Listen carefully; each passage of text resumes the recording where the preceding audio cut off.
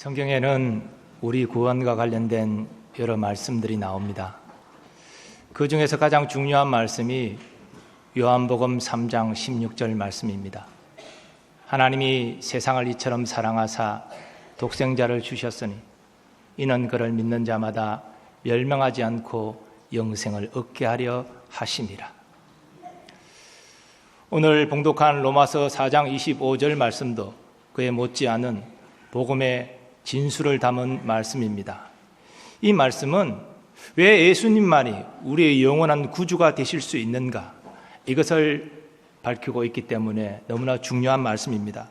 예수는 우리가 범죄한 것 때문에 내줌이 되고 또한 우리를 의롭다 하시기 위하여 살아나셨느니라. 우리가 보통 복음의 핵심이 예수님의 십자가 죽음과 부활이 있다라고 말합니다. 근데 로마서 4장 25절 본문은 예수님의 십자가 죽음과 부활의 의미가 무엇인지를, 그것이 무엇을 위하여 일어났는지를 분명히 밝히고 있습니다. 그러므로 이것은 복음의 핵심의 내용이라 말할 수 있습니다. 오늘은 부활주일이기 때문에 오늘 본문에 나타난 이 내용 가운데 예수님의 부활에 초점을 맞추어서 그 부활의 중요성이 무엇인지, 그리고 우리에게 어떤 의미가 있는지를 말씀드리고자 합니다. 먼저 예수님은 죄 없는 의인이십니다.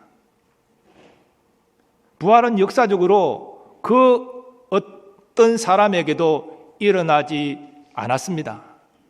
첫사람 아담이 대단히 위대한 인물이지만 그도 죽고 끝나고 말았습니다. 부활하지 못했습니다. 하나님과 동행한 에녹도 죽은 후 부활하여 하나님과 동행한 것이 아니라 살아서 하나님과 동행했습니다. 하늘로 올림받은 엘리야 선지자, 죽은 다음에 부활해서 하늘로 올림받은 것이 아니라 살아있는 상태에서 변화되어 하나님께 이끌려갔습니다. 오직 예수님만이 죽음에서 부활하여 영광 가운데 하나님께로 올라가신 것입니다. 성경은 모든 사람이 죽는 것은 죄 때문이다, 그렇게 말합니다. 그러므로 한 사람으로 말미암아 죄가 세상에 들어오고 죄로 말미암아 사망이 왔나니 이와 같이 모든 사람이 죄를 지었으므로 사망이 모든 사람에게 이르렀느니라. 이 로마서 5장 12절 말씀에서 한 사람은 첫사람 아담을 말합니다. 그가 에덴 동산에서 하나님이 금하신 선악과 열매를 따먹고 범죄합니다. 그것이 그의 첫 번째 죄인데, 그 죄로 말미암아 하나님이 경고한 대로 아담은 죽었습니다. 근데 문제의 심각성은 아담의 죽음에 있는 것이 아니라 아담의 죽음이 그 모든 후손에게까지 영향을 미쳤다는 것입니다. 왜냐하면 하나님께서 아담에게 명령하실 때는 한 개인 아담에게 명령하신 것이 아니라 모든 인류의 대표로서 아담에게 명하셨기 때문에 아담의 범죄는 그 모든 후손과 함께 범죄한 결과를 초래했다는 것입니다. 즉 모든 아담의 후손들은 아담 안에서 에덴 동산에서 이미 범죄했다는 것입니다. 이것을 교리적으로 원죄라 말합니다. 그리고 모든 아담의 후손들은 태어나면서 자범죄로 모두 다 죄를 짓습니다. 그래서 이 세상 모든 사람은 그 죄로 말미암아 죽을 수밖에 없고 사망의 왕노릇 하는 것입니다. 그러므로 자기 죄값으로 죽은 사람들 중에서 부활한 사람이 없는 것은 너무나 당연한 논리지요. 그런데 예수님께서 십자가에 죽으셨으나 장사된 지 3일 만에 부활하셨습니다. 인류 역사상 한 사람에게도 일어나지 않는 부활이 일어난 것입니다.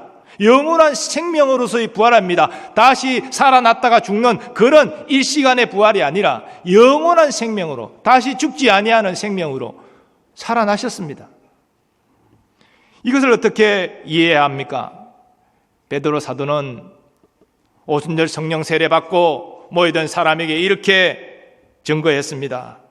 그가 하나님께서 정하신 뜻과 미리 아신 대로 내준 바 되었거늘 너희가 법 없는 자들의 손을 빌려 못 박아 죽였으나 하나님께서 그를 사망의 고통에서 풀어 살리셨으니 이는 그가 사망에 매여 있을 수 없었음이라. 베드로 사도는 하나님께서 죽은 예수를 부활시키신 것, 그것이 그가 사망에 매여 있을 수 없었기 때문이라 그렇게 밝히고 있습니다. 그리고 히브리서 기자는 예수님이 사망에 매여 있을 수 없는 이유를 이렇게 말합니다. 우리에게 있는 대제사장은 우리의 연약함을 동정하지 못하실 이가 아니요 모든 일에 우리와 똑같이 시험을 받으신 이로되 죄는 없으시니라. 예수님의 부활은 예수님이 죄 없으신 의인이시기 때문에 일어난 것입니다. 사망에 매여 있을 수 없기 때문에, 사망이 예수님을 주장할 수 없기 때문에 살아나신 것입니다. 이 세상 모든 사람은 자기 죄로 죽고 끝납니다. 하지만 예수님은 자기 죄로 죽으신 것이 아닙니다. 그러므로 사망이 주장할 수 없고 예수님은 부활하셨습니다. 이 사실을 먼저 분명히 이해하는 여러분 되시기를 바랍니다. 두 번째로, 예수님은 십자가에서 우리 죄를 대속하셨습니다. 말씀드린 대로 예수님이 부활하신 것은 예수님이 사망에 매여 있을 수 없는 의인이심을 말하는 것입니다. 그렇기 때문에 예수님이 흘리신 보혈은 의로운 보혈입니다. 그 의로운 보혈, 그것이 십자가에서 뿌려졌습니다. 왜? 의로우신 예수님이 그렇게 죽으셔야 됩니까? 십자가형이 어떤 것입니까? 흉악범, 로마 반역자, 잔인한 형벌입니다. 죄 없으신 분이 왜 그런 고통 가운데 죽으셔야 했습니까? 일찍이 이사야 선지자는 예수님의 십자가 고난의 의미를 이렇게 예언한 바 있습니다. 그가 찔림은 우리의 허물 때문이요 그가 상함은 우리의 죄악 때문이라. 그가 징계를 받음으로 우리는 평화를 누리고 그가 채찍에 맞음으로 우리는 나음을 받았도다. 우리는 다 양 같아서 그릇 행하여 각기 제 길로 갔거늘 여호와께서는 우리 모두의 죄악을 그에게 담당시키셨도다. 예수님은 자기 죄로 십자가 달리신 거 아닙니다. 세상 죄로, 우리의 죄로 십자가에 달리신 것입니다. 일찍이 세례 요한도 같은 사실을 증거했습니다. 보라, 세상 죄를 지고 가는 하나님의 어린 양이로다. 오늘 본문도 같은 사실을 말합니다. 예수는 우리가 범죄한 것 때문에 내줌이 되고, 예수님 자신의 범죄 때문에 십자가에서 자신을 내어주신 거 아닙니다. 우리의 범죄 때문에, 우리의 죄값 때문에 예수님이 십자가에서 죽으신 것입니다. 하나님이 죄인을 구원하는 방식은 하나님의 모든 본성이 만족되는 방식입니다. 하나님은 죄인을 사랑하시고 죄인을 구원하시기를 기뻐하시는 사랑의 하나님이십니다. 그러나 하나님은 죄를 미워하시고 그 죄인을 심판하시는 공의의 하나님이시기도 하십니다. 이 사랑과 공의는 같이 만족될 때 하나님의 구원의 역사가 일어납니다. 그렇다면 하나님은 어떻게 죄인을 구원하십니까? 바로 이 세상에 죄 없는 한 사람에게 세상의 모든 죄를 지게 하고 그에게 하나님의 심판을 내리는 방식으로 하나님의 공의를 만족시키시는 것입니다. 그리고 그렇게 한 사람에게 모든 세상 죄를 지게 하여 그를 심판하심으로 죄인을 구원하시는 것이 하나님의 사랑입니다. 이 공의와 사랑이 만족되기 위하여 하나님은 죄 없는 한 사람이 필요하셨습니다. 그런데 첫사람 아담은 죄가 없는 존재로 창조되었지만 범죄하여 그 자신도 사망에 매여있는 자가 되었습니다. 이 세상 이후 아무리 도덕적으로 뛰어난 사람도 그 죄의 굴레에서 벗어날 수 없었습니다. 그런데 하나님의 아들 예수님이 이 땅에 오셔서 죄 없는 의인으로서 세상 죄를 지신 것입니다. 이것을 사도 바울은 이렇게 말합니다. 한 사람의 범죄로 말미암아 사망이 그 한 사람을 통하여 왕노릇하였은즉 더욱 은혜와 의의 선물을 넘치게 받는 자들은 한 분 예수 그리스도를 통하여 생명 안에서 왕노릇하리로다. 아멘. 예수님께서 아담의 후손으로 오지 않으시고 마리아의 몸에 성령으로 잉태되어 여자의 후손으로 오신 것은 바로 하나님이 필요한 의인 한 사람을 위해서입니다. 예수님이 모태로부터 성령 충만하시고 이 땅에서 모든 죄의 유혹을, 사탄의 유혹까지 물리치시고 하나님의 모든 계명을 지키신 것도 바로 하나님이 찾는 그 한 사람 의인이 되시기 위함입니다.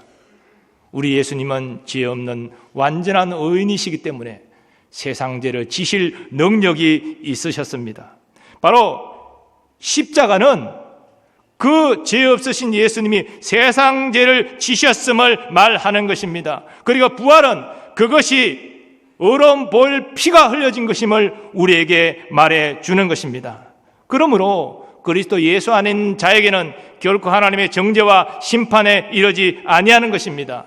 예수의 의로운 보혈이 우리의 모든 죄를 맑게 씻기셨기 때문입니다. 이 사실을 확신하는 여러분 되시기를 바랍니다. 세 번째로, 예수님은 구원의 의를 주시는 분입니다. 말씀드린 대로 예수님의 의로운 보혈은 우리의 모든 더러운 죄를 깨끗이 씻기고도 남음이 있습니다. 그런데 예수님의 의로움은 우리의 죄의 문제만 해결하는 것이 아니라 더 적극적으로 우리의 의의 문제도 해결하신다는 것입니다.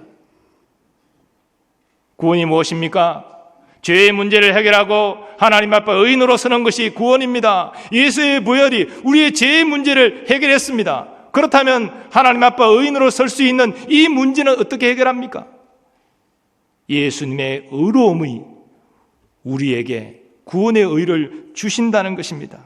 그것을 사도 바울은 말합니다. 우리를 의롭다 하시기 위하여 살아나셨느니라. 예수 그리스도의 부활은 예수님이 의로운 자임을 입증하는 것이고, 그러므로 예수님은 우리에게 구원의 의를 주실 수 있으시다는 것입니다. 이것이 기독교 구원의 핵심입니다. 예수님께서 의인으로서 십자가에서 보혈을 흘리신 것은 단지 우리의 죄만 깨끗게 하기 위함이 아니라는 것입니다. 적극적으로 우리를 의로운 자로 하나님 앞에 서도록 하기 위함이라는 것입니다. 사도 바울은 이 사실을 고린도후서 5장 21절에서 이렇게 말합니다. 하나님이 죄를 알지도 못하신 이를 우리를 대신하여 죄로 삼으신 것은 우리로 하여금 그 안에서 하나님의 의가 되게 하려 하심이라. 그리스도 안에서 의인으로 설 수 있도록 하기 위함이라는 것입니다. 베드로 사도도 같은 사실을 말합니다. 그는 죄를 범하지 아니하시고 그 입에 거짓도 없으시며 욕을 당하시되 맞대어 욕하지 아니하시고 고난을 당하시되 위협하지 아니하시고 오직 공의로 심판하신 이에게 부탁하시며 친히 나무에 달려 그 몸으로 우리의 죄를 담당하셨으니 이는 우리로 죄에 대하여 죽고 의에 대하여 살게 하려 하심이라. 아멘. 예수님의 십자가 죽음은 단순히 우리의 죄의 문제만 해결하는 건 아닙니다. 우리를 하여금 의에 대하여 살게 하기 위함입니다. 의인으로 하나님 앞에 설 수 있도록 주님 보혈 흘리신 것입니다. 그럼 부활은 무엇입니까? 그것이 사실임을 입증하는 것입니다. 예수님이 의로운 자였기 때문에 그 흘린 보혈이 의로운 보혈이고 우리의 죄를 사하며 더 나아가 주님께서 우리를 구원을 받은 의인으로 세우신다는 것입니다. 사랑하는 여러분, 사람이 선하고 도덕적으로 사는 것은 귀한 일입니다.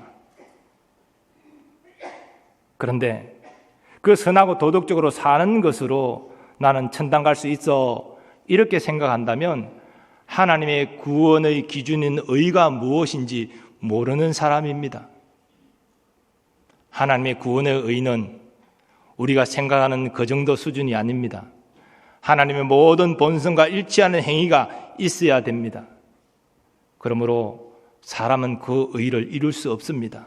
사람 안에서는 구원의 의를 만들어낼 수 없습니다.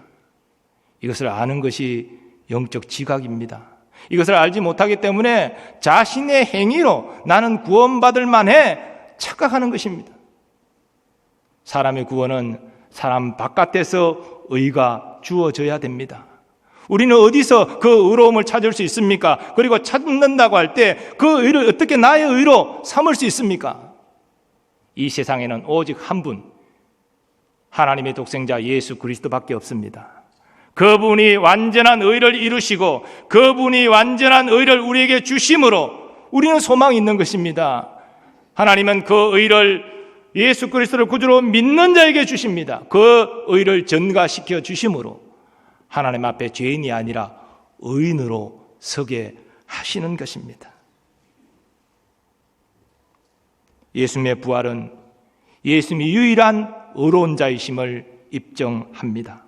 그리고 예수님이 의로운 자시기 때문에 우리에게 구원에 필요한 의로움을 주실 수 있음을 분명히 말합니다. 이것이 믿음으로 의롭게 되어 구원받는 구원론의 핵심인 것입니다.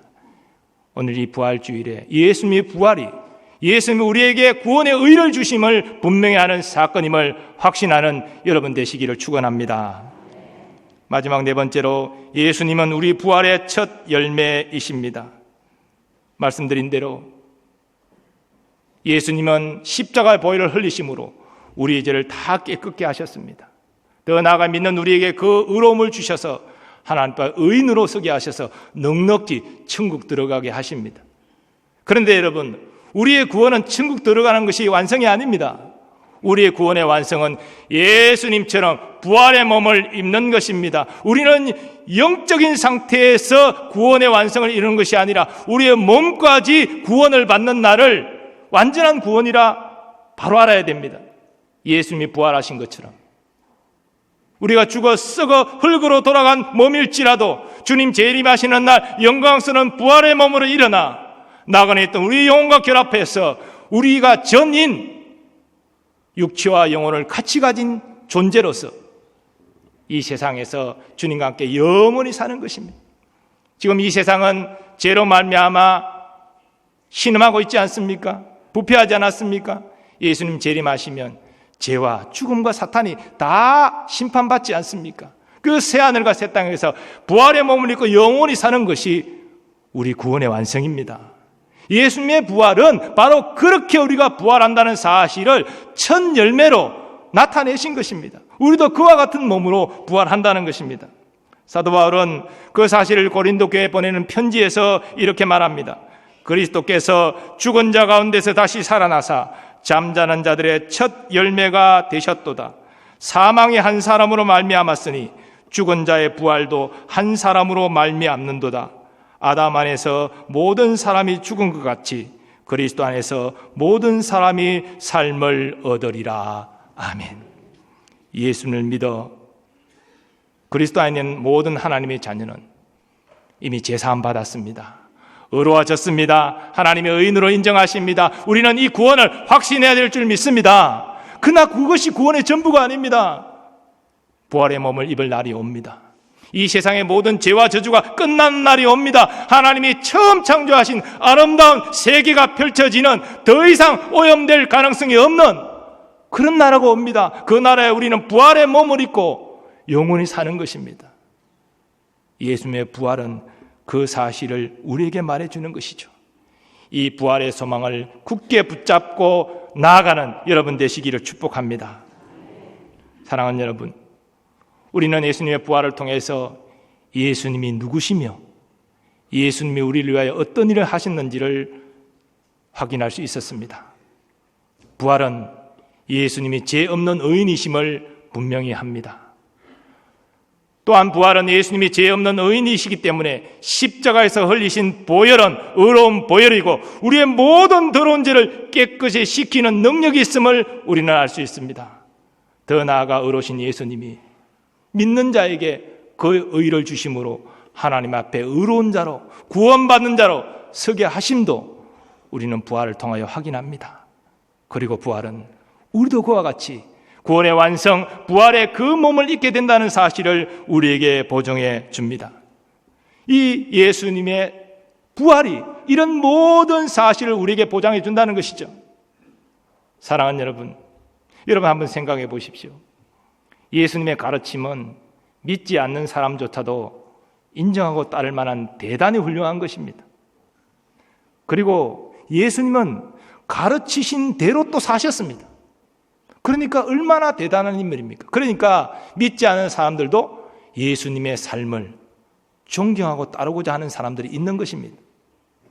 그러나 여러분, 예수님이 그렇게 훌륭한 가르침을 남기시고 그렇게 사심으로 세상 사람들이 추앙하는 성자라 할지라도 그 죽음으로 모든 것이 끝이 났다고 한다면 그분이 우리의 생명의 주가 되실 수 있겠습니까?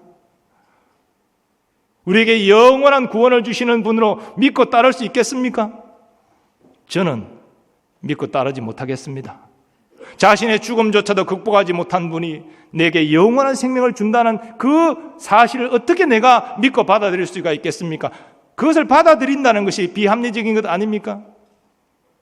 제자들도 예수님이 돌아가셨을 때 처음에는 그랬습니다. 분명히 하나님의 독생자로 믿었는데, 메시아인 줄 알았는데, 그 놀라운 가르침과 그 능력을 보았는데 예수님은 무기력하게 십자가에서 돌아가셨습니다. 제자들에게 남은 것은 허탈감과 낙심과 절망, 두려움밖에 없었습니다. 분명히 예수님이 3번이나 내가 예루살렘 올라가면 유대 종교 지도자들에게 미움받고 죽임을 당하고 그러나 3일 만에 살아나리라 말씀하셨는데 제자들은 그 말씀을 기억지 못했습니다. 예수님의 부활을 기대하지 못했습니다. 그러니 완전히 낙심과 절망밖에 없던 것이죠. 하지만 예수님 부활하셨습니다. 여인들에게 나타나셨습니다. 그 믿없는 제자들에게도 나타나셨습니다. 그래서 그들의 낙심과 절망을 기쁨과 소망으로 바꿔주셨습니다. 그리고 부활의 소망을 가지고 이 구원의 복음을 담대히 증거하라 명하셨습니다. 사랑하는 여러분, 부활의 소망을 가진 제자들은 완전히 변화되었습니다. 예수를 믿는 것, 교회 나와서 예배드리는 것 가치 있는 일이지만 부활의 주님을 만나지 못하고 부활의 소망이 없다면 헛것입니다. 오늘 제자들처럼 부활의 주님을 다시 만나는 여러분 되시기 바랍니다. 그 예수님 때문에 예수님이 의인이시고 예수님이 십자가에 설신 보혈이 의로운 보혈이고 그 보혈로 내 죄가 깨끗이 씻음받았고 내가 주님 앞에 하나님 앞에 의로운 자로 설 수 있다는 이 담대한 확신을 가지시기 바랍니다. 이게 구원의 확신입니다. 뿐만 아니라 구원의 완성되는 날 예수님처럼 나도 영광스러운 부활의 몸을 입는다는 이 확신을 가지시는 여러분 되시기를 축복합니다. 더불어서 우리가 이 땅 살아가면서 여러 공고함이 다가옵니다. 눈물 나는 일, 고통스러운 일, 밤잠을 이루지 못한 일, 그런 공고함이 올지 할지라도 그 공고함에 낙심 절망하지 마시기 바랍니다. 그 공고함 때문에 부활하신 예수님을 바라보시기 바라고 그 공고함 가운데 전능하신 하나님을 바라보고 의지하시기 바랍니다. 죽은 예수를 부활시키신 하나님, 우리의 죽고 흙으로 변화된 몸까지도 영광스러운 부활의 몸으로 새롭게 하실 하나님께서 왜 우리의 삶의 공고함 가운데서 우리를 건져주시지 않겠습니까? 그 모든 것까지도 하나님은 합력하여 선을 이루어 주실 줄 믿습니다. 이 부활주일에 부활의 소망뿐 아니라 우리의 삶의 공고함 가운데서도 일으키시고 회복하시는 부활의 주님을 소망할 수 있는 여러분 되시기를 예수님의 이름으로 축원합니다.